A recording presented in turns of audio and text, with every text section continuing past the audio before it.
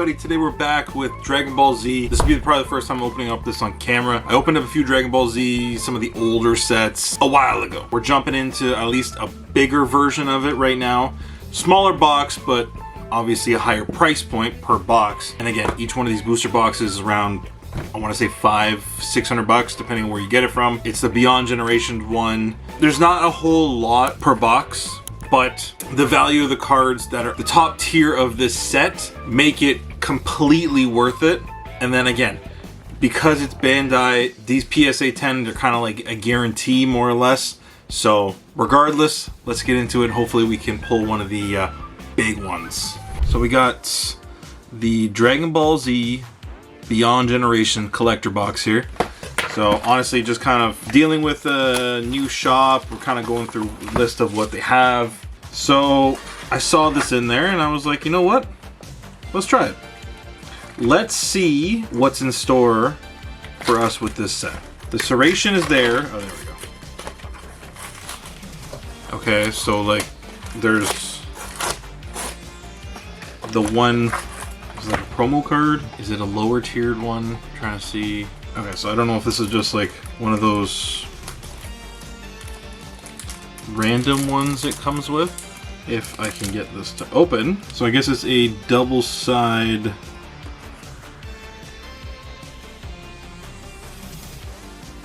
It's double sided. Okay, so that's unexciting. Oh, okay, so it's just like a box promo. Alright.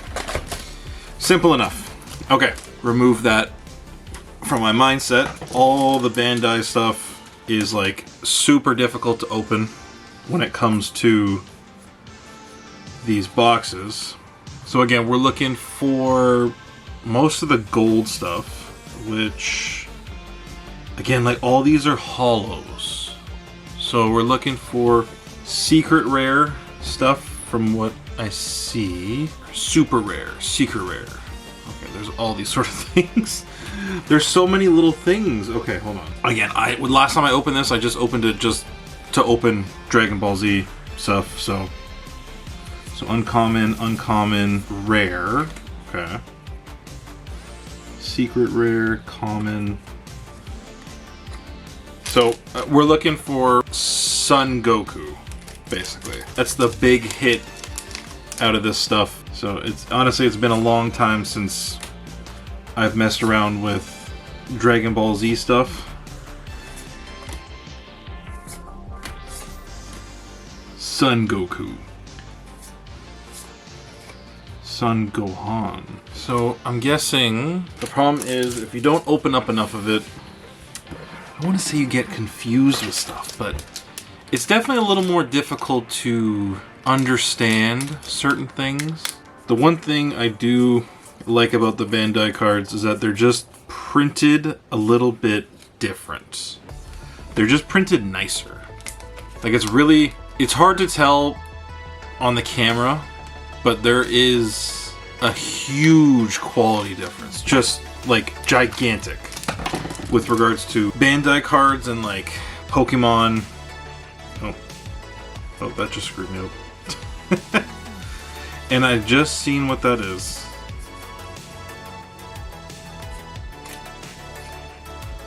Okay, so we got something here. We got Son Goku. Okay, our first little big hit here. $77. Making our way to that higher dollar point. The thing that screws me up with these is that they're double-sided. It doesn't show it on the collector thing, but again, I don't know what the hit rate per box of these, because again, I don't open much of this at all, and again, it is a little more difficult to tell, but from what I've seen so far is that there's a different version of it. There's a collector version and a regular version. And the problem is I don't know the hits, like how many of what are in each box, because again, this is a very kind of specific box. It's a collector's one more specific, and yeah, there's definitely a lot of value in these cards. It's just Like I almost have to do a little bit of more research after and make sure I didn't just pass over, you know, a $50 card, a $100 card. But it seems like the collector versions of these seem to have either this wicked texturing, which is cool, like it's super interesting, or this sort of stuff, like you can see like the power lines on it, which is like wicked. It's almost like you're pulling it literally like from the anime and putting it in a card, which is crazy. And again, Pokemon doesn't really replicate that. They do their own thing, so it's definitely a lot harder to tell in comparison to the rest of it. But like the artwork on these, again, the artwork is the artwork. This is what Dragon Ball Z is, but it's the card itself. It's just the thickness of it, the quality. It's unmatched by any of the companies. Bandai is literally like the only company that I know that's basically producing cards like this. Like, it's crazy. Like, just look at the lines. And they're usually like all perfectly centered, no edge, like all the edges are cut perfectly, even on, again, the base cards.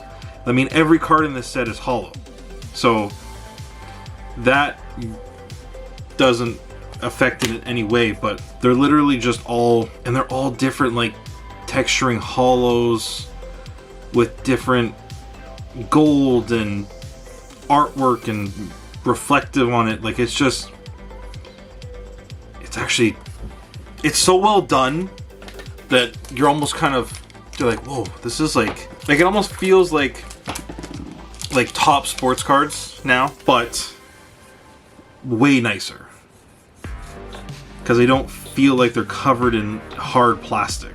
Is there any doubles? I don't even know. I wonder if these are like methodically counted. No, can't be.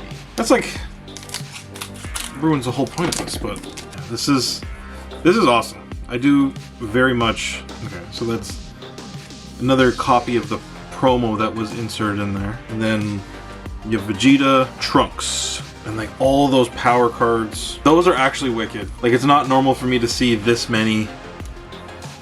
Like the One Piece cards, again, very similar in the way that they are, in the way that they're made, but, and again, there's just like, there's different versions, which, as you can see here, they're the same card number, just like a parallel, which I don't know if that makes a difference. Collector Booster Gold and a regular one. So the gold is like this with, you can see the lines and the gold texturing, and then just the regular one. But like this one is worth the same no matter what, which again is unfortunate, but yeah, awesome. Alright, last pack, and I can stop like awing about what's gonna come next. But I'm definitely... Didn't I already have this one? Gohan. Trunks. Yeah. Again, it's kind of, you're able to tell a little bit, but I mean, there's no big one that I've seen. I feel like I gotta go quickly through this and just like make sure I didn't pass over something.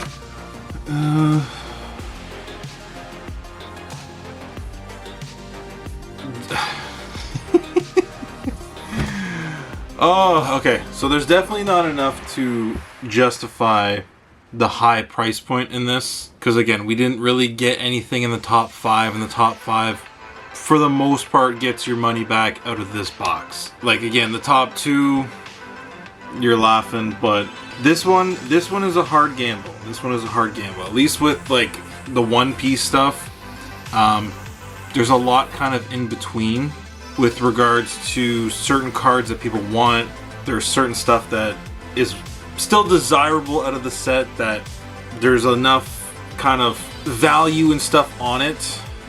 Because this box is limited and because it's a collector's sort of set, it does increase the price point. So like again, paying $500 for this versus like one piece like OP05, which again carries a similar price point. Again, these are still Canadian dollars, so again, still carries a similar price point. It at least gives you, you know, a few cards that are potentially in that $50, $100 range, regardless of pulling the top one, which is obviously like the Luffy and, well, the two of them, the gold one and the manga one.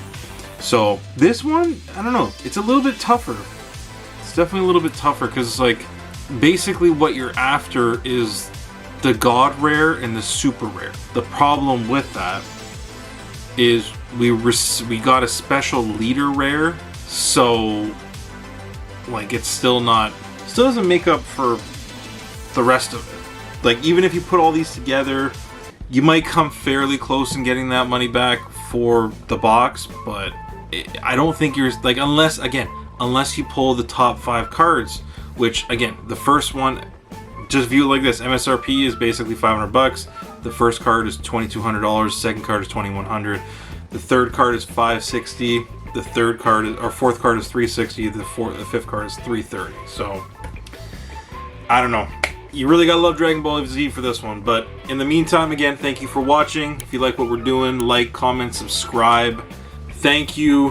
Have a great day. See ya.